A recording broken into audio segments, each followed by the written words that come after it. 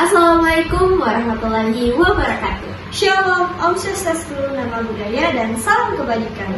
Halo semuanya, kembali lagi bersama kita dalam podcast Ori, obrolan ringan.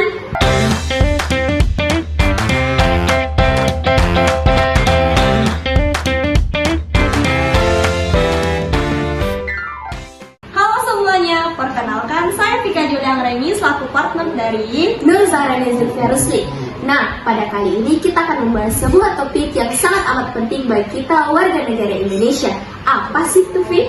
yaitu mengenai pajak. Wah, pajak. So, for today, kita kedatangan dua tamu yang sangat dinanti-nantikan. Wah, siapa tuh? Kalian mau tahu? Wah, yuk kita nonton. A few moments later. Nah, kembali lagi bersama kami dalam podcast Ori, obrolan ringan. Nah, pada kali ini kita udah kedatangan dua narasumber. Untuk kedua narasumber, tolong perkenalkan diri kalian. Terima kasih untuk kesempatan ini Mbak Zara dan Mbak Vika. Perkenalkan, nama saya Romuald Sujana Martika Tangasa sebagai narasumber. Saya biasanya dipanggil Bobby ya. Perkenalkan, saya Syahriani Hidayatullah, biasanya dipanggil Ian. Halo Bobby, halo Ian. Halo.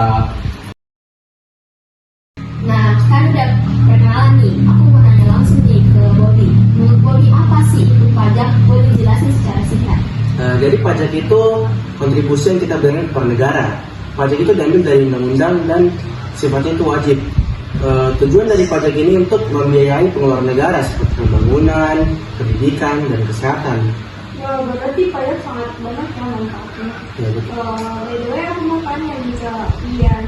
Menurut kamu, apa sih dampak pajak bagi ekonomi suatu negara? Nah, betul sekali tadi yang dikatakan oleh Bobby. Pajak itu suatu penghasilan utama suatu negara. Karena jika suatu negara tidak memiliki pajak, maka tidak akan ada pembangunan Negara ya? pembangunan publik, penyaluran publik suatu negara. Oh, oke, menarik sekali itu pembahasan tentang pajak. Untuk menggali lebih dalam lagi, aku mau nanya nih ke Bobby. Pajak kan terbagi menjadi beberapa jenis nih. Aku mau tanya, apa saja sih jenis-jenis pajak itu? Nah, tentu. Jadi pajak itu terbagi beberapa hal ya. Jadi pertama itu ada pajak langsung dan pajak tidak langsung. Contoh pajak langsung itu seperti PPH. Jadi kayak contoh itu seperti seorang karyawan ya yang baru gajian itu langsung dipotong dari sananya. Jadi untuk rata-rata semua pekerja karyawan itu kalau pajak itu mereka di PPH. Oh, oke. Jadi kalau kita karyawan berarti bayar pajak di PPH ya? Ya, itu Undang-Undang Pasal 21. Wow. Dan juga ada contoh lainnya seperti PPN, yaitu pajak penambahan nilai. Itu PPN itu pajak tidak langsung ya. Contohnya ketika kita bertransaksi membeli sebuah barang atau jasa, ketika kita mau membayar, disitulah kita akan membayar PPN-nya. Nah, jangan lupa satu lagi nih, PBB, pajak bumi dan pembangunan. Pajak bumi itu biasanya dikenakan oleh pemilik properti sekali setahun. Oh, berarti pajak itu ada banyak jenisnya ya, mulai yang kita sadari akan membayarnya maupun yang tidak kita sadari. Nah, kita kan udah nanya-nanya nih apa pentingnya pajak itu sendiri ataupun masalah-masalah yang dihadapi dalam saat ini. Nah, aku mau nanya nih sama kalian berdua, apa sih solusi dari kalian bagi masalah dari pajak ini? Apa yang harus dilakukan pemerintah dalam meningkatkan pembayaran pajak di Indonesia itu sendiri? Nah, jadi menurut saya itu pemerintah dapat melakukan beberapa hal agar dapat meningkatkan masyarakat mematuhi pembayaran pajak ya. Seperti membuat digitalisasi pembayaran pajak sehingga masyarakat itu dapat membayar pajak itu dengan lebih mudah dan praktis. Jadi pembayaran pajak itu lebih transparan. Dan juga pemerintah itu bisa memberikan edukasi kepada masyarakat sekitar dengan melakukan kampanye-kampanye agar dapat memberikan pengetahuan tentang mengapa pajak itu sangat penting. Nah, selain itu, alangkah baiknya juga dilakukan pendataan secara publik agar dapat terdeteksi rakyat yang mencoba menghindari pajak. Selain itu, alangkah baiknya juga diadakan secara publik pembayaran pajak massal agar dapat ke pelosok-pelosok yang belum tercapai jaringan contohnya. Jadi kesimpulannya pajak itu adalah hal yang bersifat wajib semua warga negara, terkhusus di Indonesia. Pajak sendiri sudah diatur dalam Peraturan Undang-Undang Dasar Negara Republik Indonesia. Jadi, kita sebagai warga negara Indonesia wajib patuh dan taat akan membayar pajak demi kepentingan kita bersama. Nah, benar banget tuh. Jadi, pajak ini juga bisa membantu untuk membangun dari negara itu sendiri ya. Oh iya dong, karena kan pembangunan negara itu uangnya berasal dari pajak yang dibayarkan oleh masyarakat. Wah, keren banget sih pembahasan kali ini. Aku juga mau ngucapin banyak-banyak terima kasih kepada para narasumber baik kita pada hari ini. Oke, thank you for today. Jadi saya memiliki kesimpulan, bayar pajak mulai sekarang. Wah, Ingat ya, bayar pajak. jangan lupa bayar pajak loh.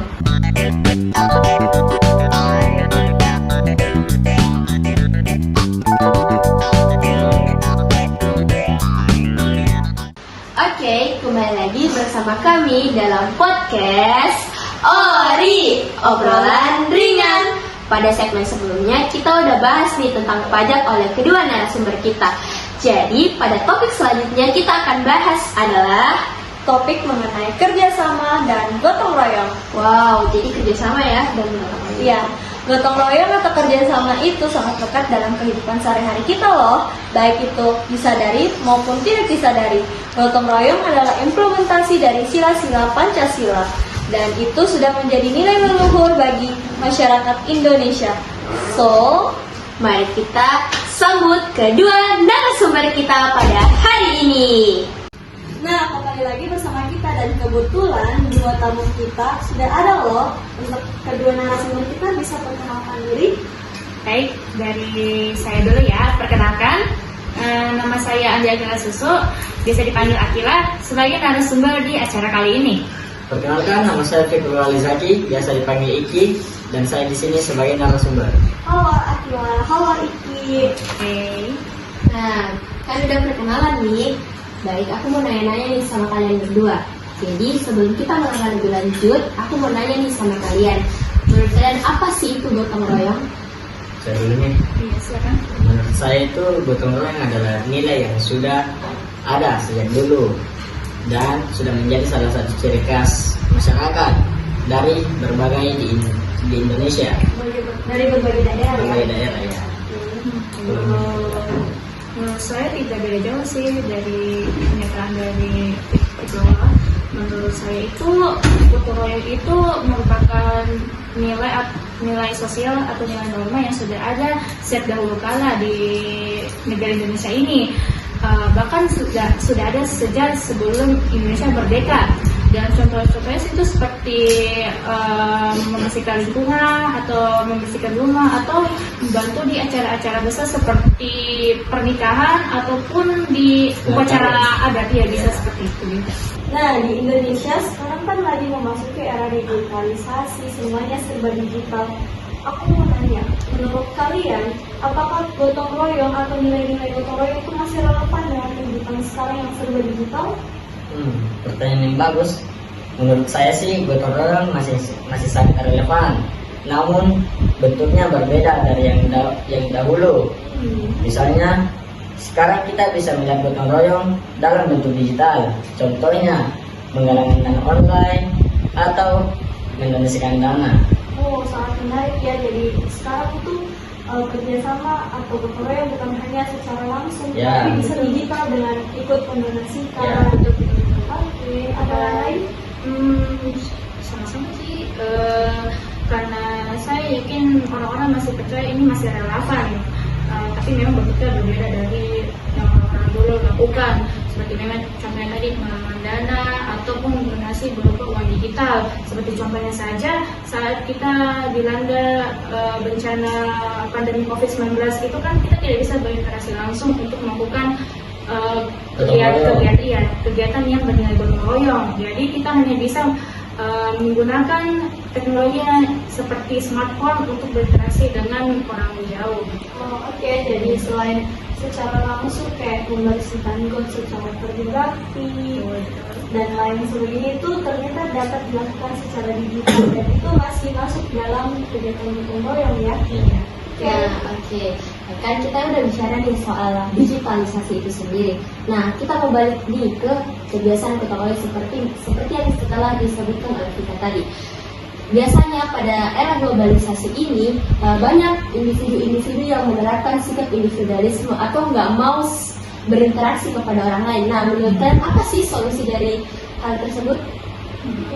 Saya dengan oke. Ini juga berhubungan dengan era sekarang, zaman modern itu kita menggunakan teknologi ya, seperti paling seringnya smartphone. Itu sebenarnya mempunyai dua sisi yang berbeda. Yang pertama itu sisi positif, dibilangnya sisi positif itu bisa membantu orang-orang ya dari jarak jauh seperti memberi informasi atau menerima informasi dengan cepat dan akurat. Namun sisi negatifnya itu sisi lainnya itu dengan adanya smartphone kita hanya bisa fokus pada diri kita sendiri dan malah menimbulkan sifat individualisme, dan itu bisa menurunkan rasa kebersamaan kita. Itu yang menjadi tantangan seperti ya smartphone yang saya tadi. Oke, jadi solusinya gimana? Situasinya Solusinya itu menurut saya untuk melakukan hal-hal kecil yang berhubungan dengan gotong royong. Contohnya saja seperti kita menjenguk saudara ataupun tetangga kita yang sedang sakit, ataupun kita membersihkan lingkungan di tempat tinggal kita. Itu merupakan kegiatan kecil yang bernilai gotong royong. Oh iya, selain itu aku juga mau kasih saran nih, solusi untuk mengatasi sifat individualisme seseorang akibat digitalisasi, yaitu dengan melakukan manajemen waktu. Dia dapat membatasi dirinya dalam bermain media sosial, menggunakan handphone dan lain sebagainya untuk manajemen waktu, dengan dia membagi waktu untuk bersosialisasi keluar, karena kan kita sebenarnya makhluk sosial ya, kita membutuhkan orang lain, kita tidak mungkin hidup sendirian dengan handphone itu atau alat digital itu, kita masih membutuhkan orang lain dalam kehidupan sehari-hari kita. Jadi solusinya itu yang pertama ada manajemen waktu, menunjukkan sifat toleransi sesama, dan masih banyak lagi. Intinya bagaimana cara seseorang tersebut dapat berkomunikasi lebih kepada orang lain. Wow, keren banget ya. Bahasanya kita diskusikan ini. Oke. Wow, aku pengen mengucapkan banyak terima kasih kepada para narasumber kali ini. Pikiran aku tuh jadi kebuka banget. Jadi bagus dong. oh iya, bagus banget. Nah, jadi kita tuh sebagai masyarakat Indonesia harus tetap menjaga nilai luhur kita ya. Iya, walaupun udah masuk era digitalisasi, jadi tetap harus dipertahankan nilai-nilai. Saling berinteraksi. Karena bagi kita juga, kita sebagai makhluk sosial dan masyarakat Indonesia juga harus tetap menjaga nilai norma dan sifat gotong royong ini ya. Ya, karena kan gotong royong adalah salah satu implementasi sila Pancasila yang sudah membudidaya, sudah mendarah daging dalam kehidupan masyarakat Indonesia. Oke, I think it's enough for today. Terima kasih atas pembahasan yang sangat menarik, yang mulai dari pembahasan pajak, gotong royong, dan itu tuh semua merupakan implementasi dari sifat-sifat atau sikap-sikap dari nilai Pancasila itu sendiri. Dan kita sebagai warga negara Indonesia memiliki hak dan kewajiban untuk melaksanakan semua nilai-nilai yang ada dalamnya, terutama dalam kewajiban ya, karena kita tidak hanya bisa menuntut hak, kita juga harus dapat menjalankan kewajiban. Ingat untuk selalu menanamkan nilai-nilai leluhur dalam kehidupan sehari-hari, dan jangan menghilangkan nilai-nilai Pancasila dalam kehidupan berbangsa, bernegara maupun bermasyarakat. Oke, itu tadi pembahasan kita pada episode kali ini. Pembahasan kali ini tuh sangat amat menarik, mulai dari pembahasan pajak hingga pembahasan yang sangat-sangat umum, yaitu mengenai gotong royong Dan kerjasama. Jadi, walaupun hal yang sekecil itu bisa sangat berdampak loh pada negara kita bahkan. Dan narasumber-narasumber tadi sangat-sangat amat keren. Mereka dapat membuka pemikiran kita untuk lebih aware terhadap hak dan kewajiban, terutama terhadap kewajiban kita sebagai warga negara. Wah, iya, betul banget. Oke, kita tutup ya untuk pertemuan hari ini. Waktu sudah habis. So, Goodbye.